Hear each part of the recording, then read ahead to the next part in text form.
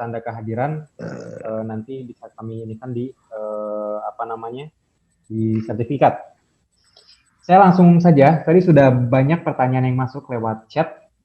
Saya bacakan beberapa mungkin ya yang memang dipilih karena memiliki pertanyaan yang cukup bagus dan menarik. Yang pertama, siap-siap ya para narasumber untuk menjawab pertanyaan dari para peserta. Kita yel-yel dulu ya, biar semangat. Ketika saya sebutkan menulis, semuanya semudah mengukir karya. Oke? Menulis. Semudah mengukir karya. Ya. Oke, baik.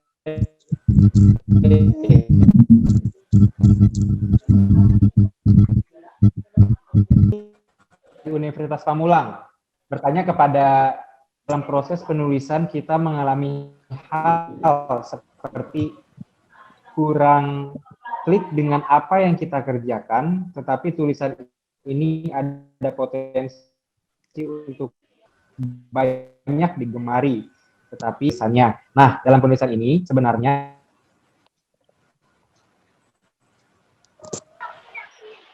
Bu Nisa, halo? Nggak usah dibaca shuffle, intinya aja. Ya, jadi pada intinya kalau misalkan menulis kurang klik dengan apa yang kita kerjakan, tapi sebetulnya tulisan ini berpotensi untuk bisa digemari oleh banyak orang. Kira-kira langkah apa yang harus diperhatikan? Apakah kita harus mencintai tulisan kita atau merespon terhadap penulisan kita? Oke, ya terima kasih Kak Ray selaku moderator. Nah itu benar, itu sering terjadi untuk penulis pemula ya, tapi saya ingat sekali nih ada kata-kata mutiara bagus untuk kalian semua guys. Jadi kurangi insecure dan perbanyak bersyukur. Itu benar-benar yang harus kalian pahami dalam diri kalian sih. Itu yang terjadi adalah kita suka kurang percaya diri nih. Ya, sebenarnya tuh boleh nih kita misalkan sudah menulis, kalau misalkan kita belum terlalu pede, kita kan punya saudara nih, kakak tingkat atau adik gitu ya, atau teman, boleh misalkan ini saya udah punya tulisan nih, bisa komentarin nggak? Atau misalkan menurut kalian bahasanya seperti apa? Itu kalau misalkan kalian tadi ya kurang percaya diri dan memang ternyata temanya itu bagus untuk dipublish gitu. Nah itu tadi, jadi kurang insecure, mudah-mudahan itu tadi ya ketika kita sudah mulai percaya diri dan yakin bahwa itu temanya bagus, itu tadi, jadi bolehlah berdiskusi dengan dosen kalian, boleh dengan teman-teman kalian juga boleh. Jadi supaya tahu sejauh mana sih tulisan kalian itu bagus atau tidaknya gitu. Sehingga tadi ada masukan-masukan sehingga apakah itu layak untuk kalian share atau seperti apa nanti tergantung dari teman-teman kalian yang mengoreksi dari tulisan kalian sendiri. Pokoknya itu tadi, kurangi insecure. Pokoknya kita harus selalu percaya diri. Itu kuncinya di situ. Gitu ya, Ray? Baik, terima kasih, Bu Nisa. Oke, terima kasih. Pada intinya untuk meyakinkan dan bahwa kita akan menulis, maka tingkatkan bersyukur. Putus-putus ya, Ray. Hindari insecure ya, biar percaya. Halo, mungkin Kak Imelda bisa bantu saya karena sepertinya sinyal di sini sih bagus ini.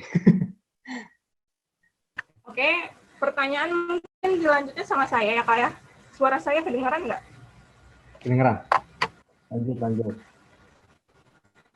Oke, kita lanjut ke pertanyaan kedua. Bentar. Oke. Ada dari Muhammad Eko Edi Solikin, Universitas Islam Sultan Agung Semarang. Izin bertanya Kak, bagaimana cara membuat artikel baik dan benar, serta Bapak Ibu dosen menilai artikel yang baik dan benar itu seperti apa? Ini buat Pak Denny. Ya baik. Pak Denny ada Pak? Ya saya nanggapin nanti yang lain juga. Silakan bisa menanggapi. Artikel ya, artikel. Artikel yang baik itu adalah artikel yang pertama yang tidak mengandung sara. Ya. Kita boleh mengkritik sebagai kritik sosial itu boleh, tapi ingat ya itu ada batas-batasnya. Jangan sampai nanti kita undang-undang ya undang-undang ITE itu ya. Jadi kita menulis selain tulisan ini adalah tidak mengandung sara ya. Dan yang kedua tulisan artikel itu yang baik itu adalah ya tadi ya bisa memenuhi syarat dan ketentuannya dari mulai bahasanya ya, dari mulai kompetensi ilmunya yang kita tekuni. Kalau kita menguasai 2 atau 3 kompetensi ilmu kita tekuni itu silakan ya. Itu ada pengakuan daripada masyarakat. Jadi artikel itu adalah sebagai fungsinya tadi ya, banyak argumen, kritikan ya, kritikan sosial, ada ide, ada konsep, ilmu pengetahuan itu silakan. Ya. Tadi ada juga dari Gajah Mada ya, dari UGM ya tadi kritik sosial. Ya, kemudian dalam satu bidang apa tadi saya sudah baca dalam satu bidang apa aja, satu bidang 1, 2 boleh asal kita betul-betul menguasai keilmuan kompetensi yang kita miliki gitu. Oke, makasih. Ya, terima kasih Pak Denny atas jawabannya. Kita lanjut lagi. Ini ada pertanyaan untuk Bu Amalia, Ibu Doktor. Ini dari tulis novel yang belum writers. Oke. Putus. Oke. Iya. Pertanyaannya ini dari Isnaini Saadati. Dokter Amalia, apa yang harus kita lakukan sebagai penulis novel jika dalam tulisan kita terdapat plot hole?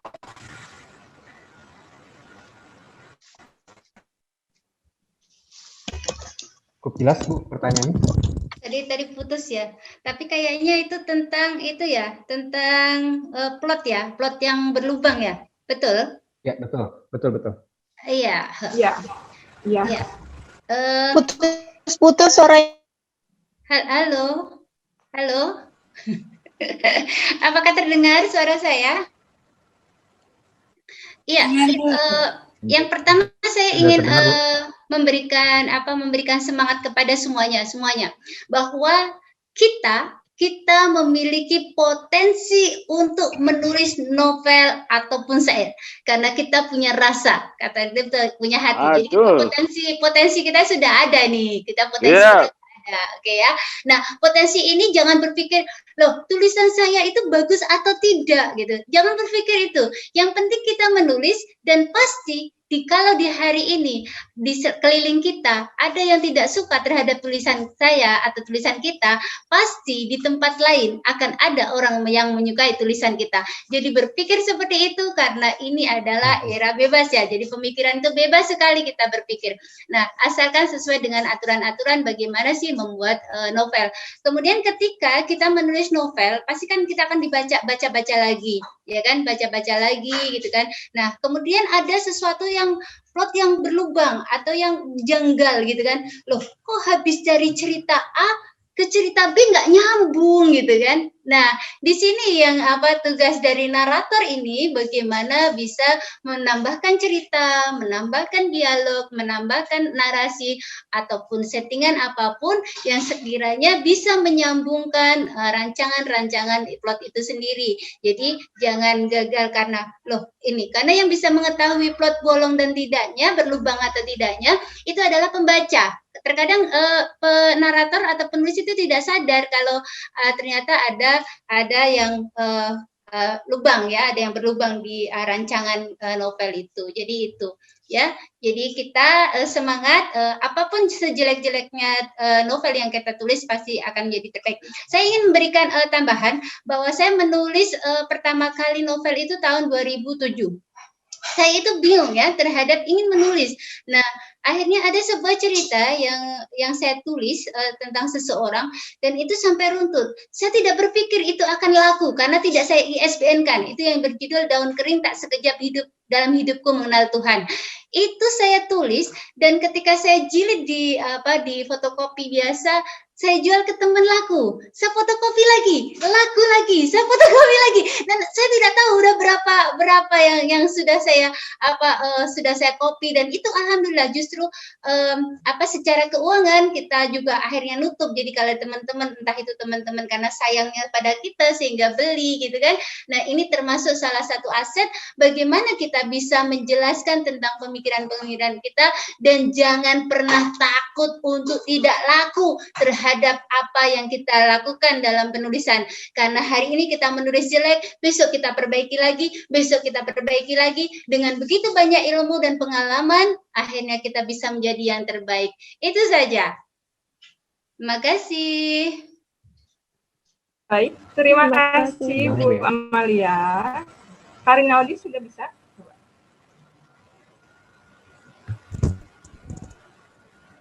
Delali aja, Mel. Oke, saya lanjut lagi ya. Pertanyaan selanjutnya ini dari Nur Aini. Dari Putus. Tadi di pembahasan tips dan trik menulis artikel jurnal, saya bisa dijelaskan secara singkat saja mengenai itu, Bu. Dalam penulisan artikel jurnal literatur review, apakah sangat diperlukan? Bu Vivi, kedengeran? Ya, terima kasih Imelda.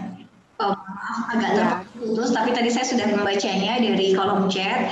Baik, terima kasih Nur Aini ya dari UPM atas pertanyaannya, sangat menarik sekali. Oke, literatur review menjadi bagian penting dalam satu artikel jurnal Nur Aini. Jadi beberapa artikel jurnal itu memang dia tidak ada literatur reviewnya, subbab mengenai itu, tapi dia langsung ke introduction. Ini international journal yang saya baca beberapa itu memang ada yang tidak ada, tapi itu sebetulnya sudah diakomodir di introduction, di latar belakang masalah. Jadi itu menjadi bagian penting. Karena apa? Literatur review itu tempat kita untuk memasukkan research gap atau kesenjangan penelitian dari penelitian terdahulunya.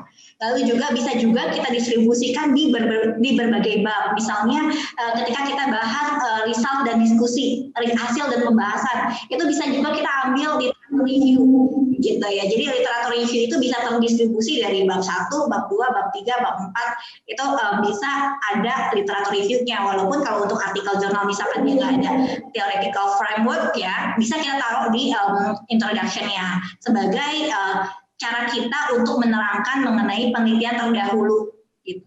Itu sih. Terima kasih. Baik, terima kasih Bu Vivi atas jawabannya, atas pertanyaan yang disampaikan tadi oleh Kak Nur Aini ya dari Universitas Pancamarga. Cukup jelas ya? Jelas Kak, terima kasih. Baik. Yang selanjutnya pertanyaan, ini udah dapat pertanyaan lagi ini untuk Pak Isnu. Pak Isnu? Ya, siap. Ya, pertanyaannya dari Selvi Setianingsih dari Unpam. Pertanyaannya untuk Pak Isnu, apakah ada aturan banyaknya jumlah kata dalam sebuah berita? Berapa umumnya? Terima kasih. Silakan Pak Isnu. Oke, makasih pertanyaannya. Kalau umumnya sih memang sekitar berapa ya, 1.200 ya. Tapi masing-masing kebijakan dari penerbit kadang beda-beda. Ada yang 700 juga bisa, ada sampai 500 pun bisa gitu ya. Artinya dikembalikan ke penerbitnya ya, penerbitnya. Tapi semakin banyak kata biasanya semakin detail ya, semakin detail, tidak hambar gitu aja. Kalau cuman 4 paragraf misalkan gitu, itu kadang ya baru baca poin begini udah selesai gitu kan. Jadi pesannya itu nggak terlalu dalam gitu. Mungkin ya sekedar buat pembelajaran sih boleh-boleh aja. Saya kadang di Tangsel Media yang saya kelola gitu ya, ada juga tulisan-tulisan yang cuman 5 paragraf gitu ya.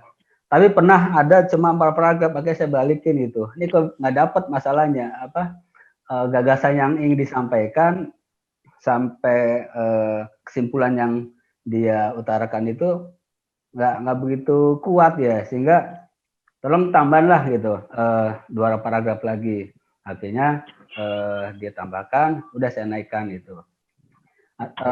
Jadi kalau kalian ingin menulis opini ya bisa untuk pembelajaran ya, bisa di tempat kami di Tangsel Media atau juga di Pak Khotib di Siwan.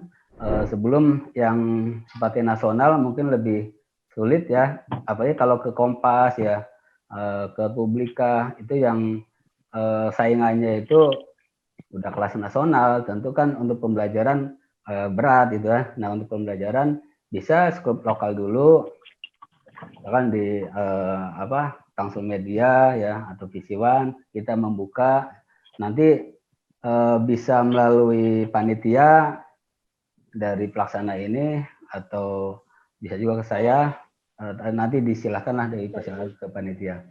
Itu aja ya. Baik, terima kasih Pak Isnu atas jawabannya. Mudah-mudahan terjawab pertanyaan dari peserta. Yang selanjutnya pertanyaan untuk Pak Khotib. Pak Khotib bisa di-on-kan mikrofonnya? Siap. Ya, Pak Khotib, ini ada dari Kak Wahidin dari UNU Gorontalo. Beliau bertanya, untuk penulisan jurnalistik, ketika kita menulis berita hukum, tapi informasi masih dalam proses hukum, sehingga belum wajib dibuka ke publik. Bagaimana tanggapan Bapak?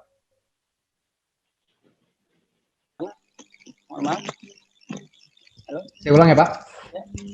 Bertanya dari Wahidin Gorontalo, penulisan ya, ketika kita menulis berita hukum, tapi informasi masih dalam proses hukum, sehingga belum wajib dibuka ke publik. Bagaimana tanggapan Bapak?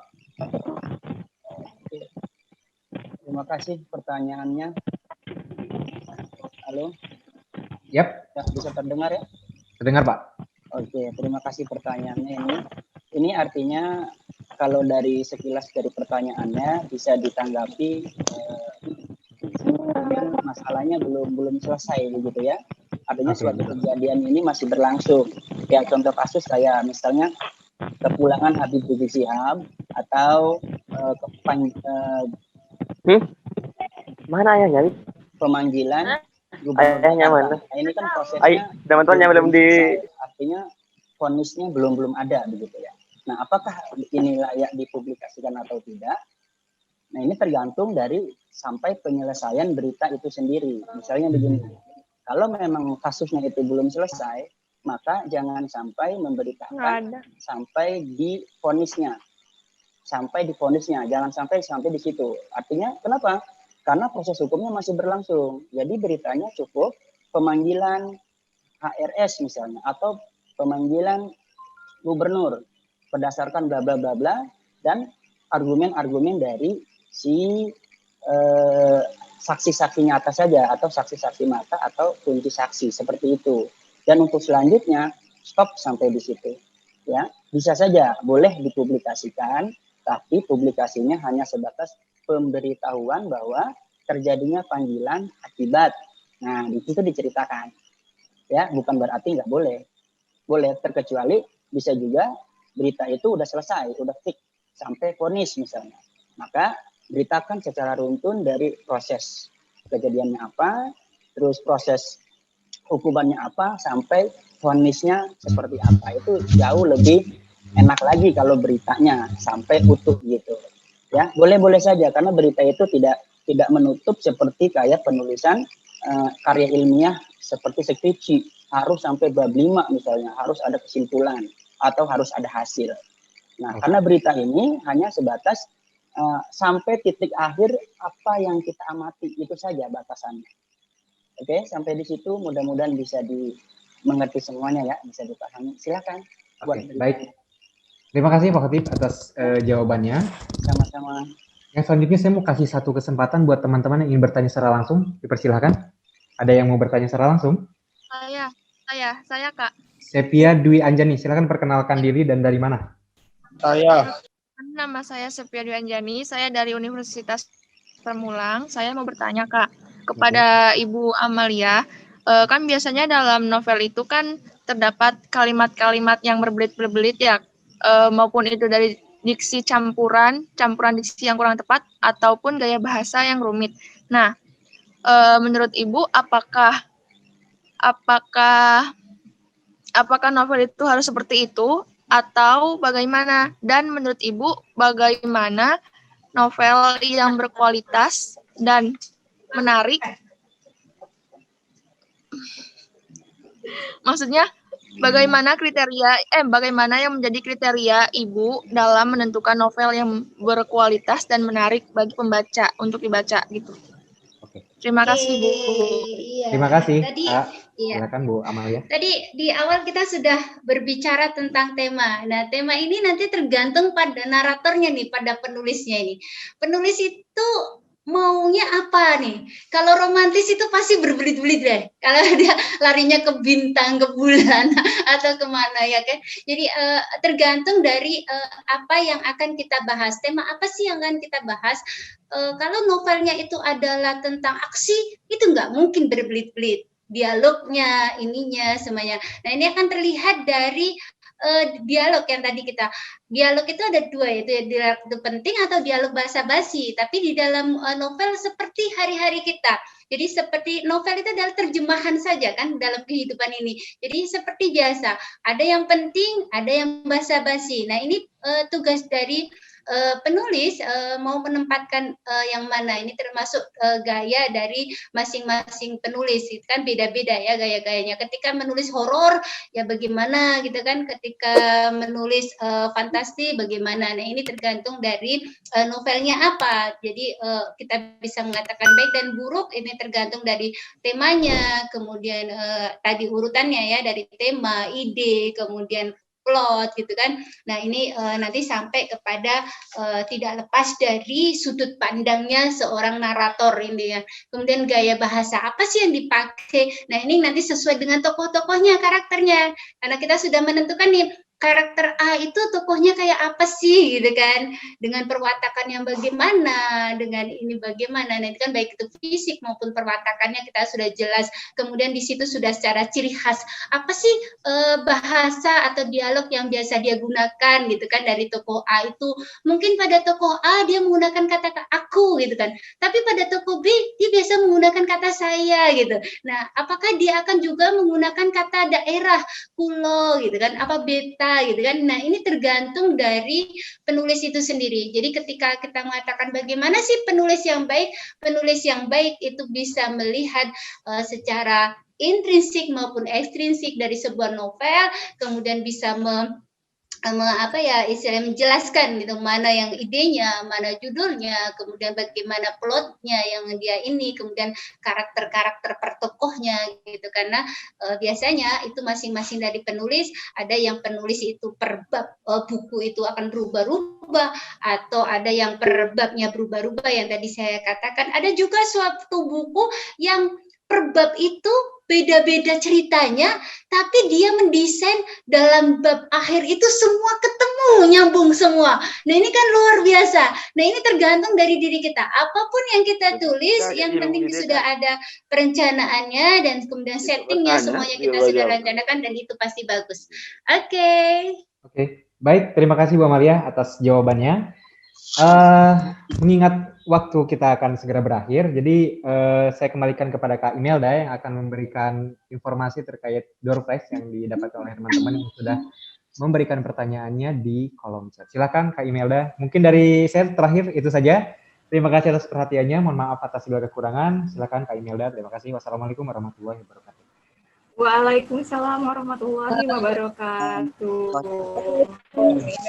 Ya, terima kasih Karin Aldi dan juga para narasumber pembicara yang telah memberikan materi juga jawaban atas pertanyaan dari para peserta. Selesai sudah acara inti webinar kali ini, tapi saya mengingatkan lagi. Terima kasih. Nanti kalau tadi ada pertanyaan penulis pemula gimana ya, nanti dicek. Kalau emang layak kita terbitkan ya. Kalau belum layak nanti kita kasih komen. Ya. Tadi banyak juga tuh ya yang belum dijawab ya. Untuk menggunakan ide, menghilangkan rasa malas, jadi agar tidak plagiat ya. Iya. Itu banyak banget. Saya juga sudah catat. Ini pertanyaan-pertanyaan dari teman-teman juga saya juga catat juga gitu, yang tadi tidak disebutkan. Tapi sebetulnya udah ada yang sudah dijelaskan, tapi ada juga yang memang belum gitu ya. Misalkan gini, kalau menurut artikel itu yang pertama itu tidak boleh plagiat, tidak boleh saduran, tidak boleh copy paste. Ya, kalaupun nanti misalkan ada kita ingin pendapat, cantumkan itu pendapat siapa. Kalaupun tidak, bahasanya dirubah, namanya parafrase. Parafrase itu adalah kita tidak sama persis, ya, mengubah kata, kita ganti frasenya, tapi secara substansi arahnya ke sana.